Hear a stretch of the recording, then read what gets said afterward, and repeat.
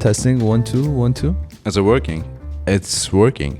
It's freaking working. Welcome to this new episode of JustReal with you, Ali Kazma, property consultant in the Dubai real estate market, and with me, Ahmed Didi, I'm a property consultant for the past couple of years in Dubai's real estate market. In today's episode, we're gonna talk about the marketing tactics that developers use to take your money.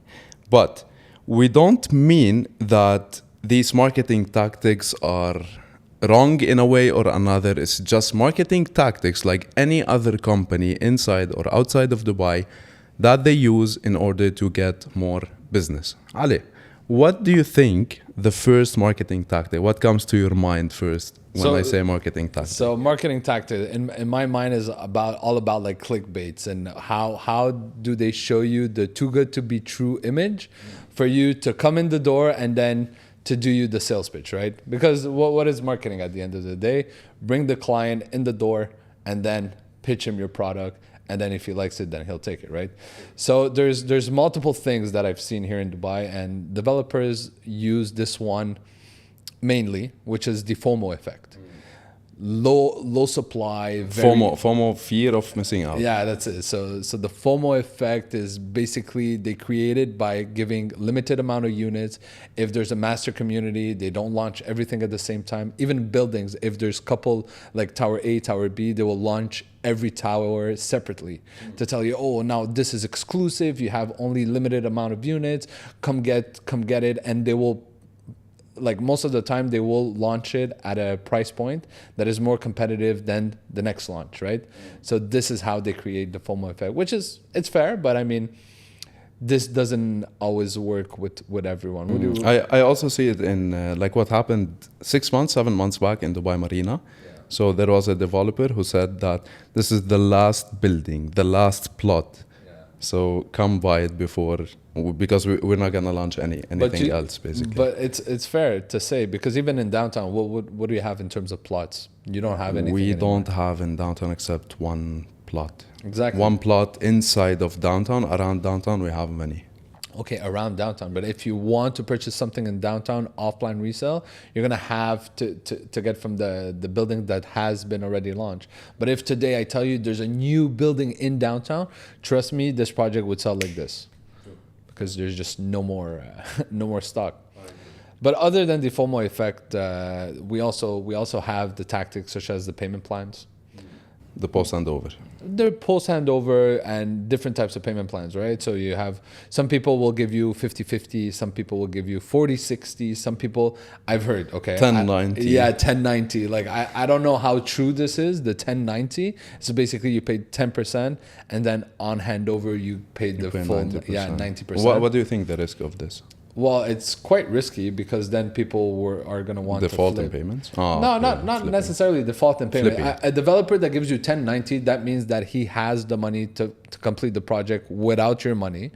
And he's probably selling at a higher price point because he tells you, look, I don't even need your money. I'm selling you 10%, and then at the handover, you're going to pay 90% of it. So in my opinion, these developers, they don't need your money. They're just giving you this ease of the payment plan, but at the end of the day, I think you're paying for it, right? It's factored in the price. You could say it like that, yeah. Yeah. Or maybe these small developers give post-handover payment plans because they are not well known yet. Like a new emerging developer now, if they want to sell, they are not a brand, they don't have the reputation, they don't have salespeople working for them, they don't have brokers trusting them. That's why they tend to give these or this type of incentives to sell more. Which is fair, yeah. Because how are you going to differentiate yourself from the big, True, the big boys, you know, like True. Emaar is super aggressive. True, and that's why I mentioned in the beginning of the episode that not every marketing tactic should necessarily be or give a bad indication, right? So some developers might give these tactics not as clickbaits or it's a scam. It's just a way of positioning themselves in the market. No, but a marketing tactic just tells you like, so how I see the marketing tactic is just for you to grab the attention of the customer, right? Once the customer has your attention, then okay, then you could go into your pitch. Yes. Not more than that. But it's not, it doesn't mean that, okay, I grabbed your attention, but I have a false offer. No, they still give these incentives. You get my we're point? not saying they're doing false Yeah, marketing. I think the false marketing or the scams are the 8%, 10%, 12% guaranteed ROI. I don't trust those. I don't have the full picture, the full image of each and every developer that gives this, but personally, I just don't trust this But you type see, of offer. Nothing is guaranteed. Like investment is not guaranteed. People invest because it's not guaranteed. Not. You get my point? No, I mean risky. Investment equals risk. Yeah, That's it. So now if the prices drop 50, 60%, which will not happen, that was a risk you took because you're investing money instead of saving them. But you see, those are also tactics giving guaranteed ROIs.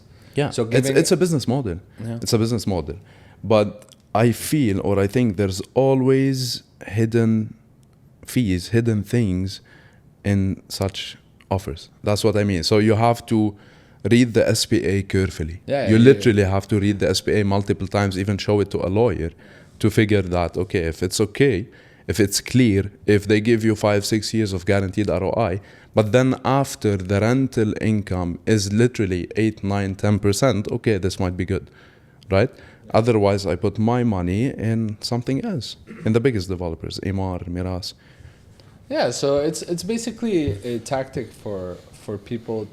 Again, you have multiple incentive from developers, whether it's smaller developers, bigger developers. Look, Ramadan time, they give a lot of offers just to entice people to buy more, right? Yeah, but you notice who gives such offers? Well, Not the biggest ones. No. But no. Well, you have the Mac. The Mac. Did you see Emaar giving this? No. Did you see Meraas? No. Nakhil? No. Why not? Because they don't care about that.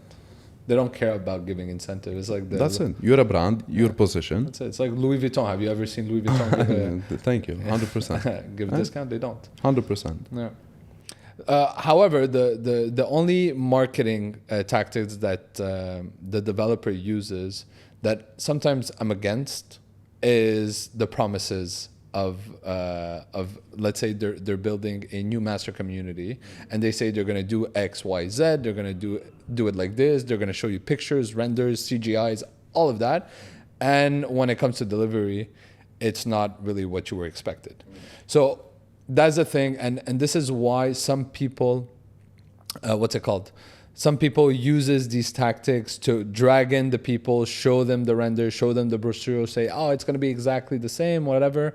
And some people will believe. But when you do more research about a certain type of developer, you have, and this is part of the risk, right? It's like, okay, I'm investing in you. Let's say you have never delivered any project, but you're competitive in your pricing, your payment plan, and what you're going to give us. Then I'm going to have to take a leap of faith. Sometimes it works, sometimes it doesn't, but those promises, a lot of people sell from these promises, basically. Okay, so the advice here would be going to past projects of the same developer, having a look at the quality, going to their showroom, show apartments, right? And then you can have an idea about what they might deliver in the next project. Except if, as you said, they don't have past projects. They don't have anything delivered yet. And then don't you think that if you want these renders to be true, you have to pay for it? So the quality of the material, the design, the architecture, etc., this has to be paid. So in my opinion, I trust, because there's a saying that you get what you pay for, especially in Dubai. Yes. You get what you pay for in anything. So when it comes to real estate, you get what you pay for. So if I'm paying 2,500, 3,000 per square foot, even if this developer did not deliver before, they might surprise me. Like Imtiaz, when they delivered their first projects, it was crazy good. Iman, no one believed in Iman. Yeah. Look at their quality. Oh my God. They do like hotel style finishing. It's beautiful. It's crazy. Yeah, the Grove by Iman in Dubai Hills Estate, beautiful finishing. Crazy. But again, it's more on the expensive side as well. Yeah. I mean, you're getting paid for this quality. It's like Ellington. Yeah. Like Ellington, people love them because they do unique designs, unique experiences. The finishing of Ellington, when you go for snagging, you barely find any mistakes in the properties. So I think, but you're paying for it. You're paying for it. Definitely. Yeah. Definitely. What do you think about lagoons, greenery? Promises of communities, not buildings. Okay, so you're asking it, but No, I'm not, I don't mean anything. Okay, I don't mean anything. So today when we were looking on Google Maps, Don't take us to jail. and then we were looking at a master community where they had promised to have some greenery, water, lagoons, and all of that. So what's funny is that when you go on Google Maps and you put the satellite, it gives you what's actually on the ground. But when you take out the satellite and you have just the regular the regular map, it shows that wherever the houses are, there's supposed to be like water and greenery. So yeah, unfortunately, like when this developer submitted to Google Maps, or I don't know how it works really, well, they submitted a master plan where there was going to be a lot more greenery, and now they replaced all that greenery by more units because there was a lot of demand in the area, which, look, I don't blame them because they want to make money at the end of the day, but come on, like, you sold the investor that this is not going to be more houses. This was going to be a lake, is going to be some greenery, parks, whatever. True, and a lot of people bought because of these facilities and amenities. And that's where it's expectations versus reality. So if I'm buying in a master community, I would buy from someone who delivered crazy, massive projects. Even if they changed this plan slightly, they ended up providing something even better than their initial plan. Like, I'm speaking about downtown, for example. I'm speaking about Palm Jumeirah. What else? Blue Waters is very iconic, right? Yeah. The retail in Blue Water is not that great, but the housing is crazy. But It's they very had nice. promised that. Meraas had promised great Yeah, quality. sometimes you see some slight changes in the plan. Like, for example, Creek Harbor by Emaar. So people are still waiting. People are still waiting for the Creek Tower and the Creek Mall, which will be the biggest shopping destinations in the world. But it doesn't mean that they changed. Maybe they delayed. But I've also heard that there is slight changes in the design of the tower, for example, in the concept of the mall. So they didn't change it. They are just curating, maybe just doing something else instead of the same design that they showed us in renders, for example. They still deliver, you see the difference? They will still, I'm 100% sure, but it might change in terms of the initial plan. That's it. I mean, look, just Creek Harbor, by the way. But I mean, sorry to interrupt you. Who buys just... interrupt me. Who, Again, no, this time I will interrupt you. Who buys only for facilities or amenities? No, you don't buy only for that, but Right? you want to be in a community where you have everything proximity, right? Yes. You don't want to have to drive 20 minutes to get to a Carrefour. Yes, Or but you don't buy only because of that. No, you don't only because Yes, of that. you buy because of the project as well, of the reputation, of the layouts, of the finishing, of the quality, etc. But Ahmed, we live in a society, especially in Dubai, where ease is a top priority. If it's easy, I'll go with that. If it's proximal to me, I'll go to that. Absolutely. Nobody wants to drive anymore. Nobody wants to do the traveling, the commute, having to go anywhere else but inside the community. People like the example of a community inside a community inside a community inside a. Until you get bored from your facilities and amenities and end up going to other areas and other facility or other entertainment places. Yes. Right? So I live in downtown. Now if you tell me go to Dubai Mall, I'm sick of this mall.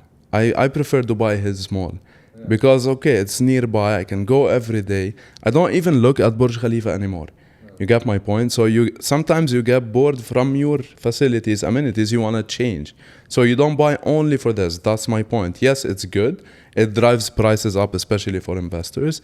You will have more demand because of these facilities, but I promise you, maybe not more than 50% of the people go to these facilities. You want to change. You want to change the scenery. And Dubai, come on, you drive anywhere and everywhere in 30 minutes. Forget about the traffic. yeah, the 20-minute city, they call it, right? But to come back to the marketing, right? It's all about what they say versus what they deliver. And this is why it's important. Okay, always, because you're going to go to any developer, right? They're going to want to sell their product no matter what. So whatever the management told them, whatever they put in the brochure, whatever they have to say, whatever their sales pitch is, they're going to have to tell that to the client. And unfortunately, in our industry, a lot of people will lie to get a sales done. So that's why instead of getting caught up in these marketing tactics and tools to get you to buy their product, better to get someone that knows the market, that's there to advise you. Like, okay, is it better for you to take a post-handover payment plan? What's your goal with that, right? Or is it better for you to get a guaranteed ROI? Maybe that suits you. Is it better for you to be in a master community that does one, two, again, with all your questions, they could be answered by a broker that knows about the dynamics of the market and that knows the developers, who's good, who's bad, and who's just there to sell you. Okay, so speaking of this, I know it's off the subject, but now you're promoting working with us brokers because we have an image. We have a complete image of all the projects, developers, etc. What do you think the pros of working with the developer directly are? Nothing. You might, again, you might get maybe some advantages if you're a very high-end investor, like they call them the diamond. No, I don't see it this way. If you're working with a relationship manager inside of the developer, you might get better service because he's working for the developer itself, especially big developers, right? You might get better, not post sales, it's that documentation, the legalities, everything inside. Because sometimes, brokers, if they sell you something, once the unit reservation form is signed, so they'll get their commission, they disappear. If you don't know them well, if there's no relationship with them, if they're not genuine, if they're not experienced, you better do your due diligence on who you're working with. Because same could happen with the guy and the developer. Okay, you purchase the property, and then after that he disappears. You pay the 20% down. No, I'm not saying then that. Then he tells you, go deal with the customer happiness. Yes. No, I'm not saying that it's white or black. I'm saying it's a gray. And in some cases, sometimes it's good to deal with the developer. In certain cases, it's good to deal with the broker. I don't see this is better than that. You get my point. If you're convinced already with that developer, you like this developer, you're a constant buyer from there, you bought from the first time with a relationship manager in this developer, it's good for you to stick with them. Like, you don't have to work with a broker, except if you want an outside insight about the market. That's it. An outside insight. Huh? An outside insight. Insight. Outside insight. Oh, okay. Yeah. I like it. It doesn't work. It works? Yeah, it works. It works? Yeah, it works. Okay. Do you think there are other marketing tactics? So we covered FOMO, we covered renders, we covered promises. Promises. What else do you think we have? No, honestly, I think that's it. Everything aligns under this umbrella of promises at the end of the day, the developer that will market himself better than others are the ones that have a brand behind them, right? We're talking about brokers' personal brand. Well, the developer himself has a brand, right? Absolutely. So those are the ones that do the best in the market because they have their own reputation. And they have the best plots, and they are governmental developers. Well, there you go. And this, I mean, come on, do you think it's equal opportunities when it comes to master developers? But you see, this is a double-edged sword in my opinion, because these branded developers sometimes will launch projects that technically doesn't make sense for an investor. Okay, investment-wise, it's more of a end user at the end of the day, but people still purchase because they've made money initially with this developer, and they said, oh well, okay, they're launching something else, and then they're just jumping on it because they made money before and they think this is going to make money again, which is not always the case. So and this is why, okay, working with a developer is nice and it's cool, and okay, you know all the RMs, the relationship managers over there, but at the end of the day, having the opinion of someone that actually works the market, which is a broker, which is people like me and you, this is what will be more insightful to the investor than just, oh, there's a launch now, you want to buy it? Yeah, okay, buy this unit, mid-floor, perfect, park view, okay, fine. But it's priced at $3 million. Potato, Exactly. fucking selling vegetables, you know? We're not selling vegetables. I have friends selling investments back home in Canada. And you know the amount of meetings they have to do with clients to have business. You know, it's not only like, yeah, this is gonna be good and promises and promises. You know what? The more someone promises you something, I would say run away from that. The more promises you get from someone, the more you have to get away from that person, because especially when it comes to investment, nothing is promised. Because you know what? If it was promised, then this guy would have taken some units or would have taken a loan. Like, if I could promise you you're gonna make money, then I will personally take a loan and buy units there. Why would I sell it to you? I'll make more money buying it myself. That's it. Right? That's it. So data never lies at the end of the day. Exactly. When you show investors what happened in the past and why it happened and what's their potential in the future without mentioning accurate numbers, like 10%, 12%, how do you know? No, but here we have a higher potential to make money for you because of 1, 2, 3, 4, 5. That's it. It's not rocket science, in my opinion, Dubai. And yeah, that's it. So, thank you, Ali. Thank you, Ahmed. Thank you guys for watching this episode. If you like it, as usual, please like, share, and subscribe. This will support us and help us research more and talk about more in-depth topics. Ali, you want to say something? No? Thank you again. That's it. See you in the next episode. See you in the next episode.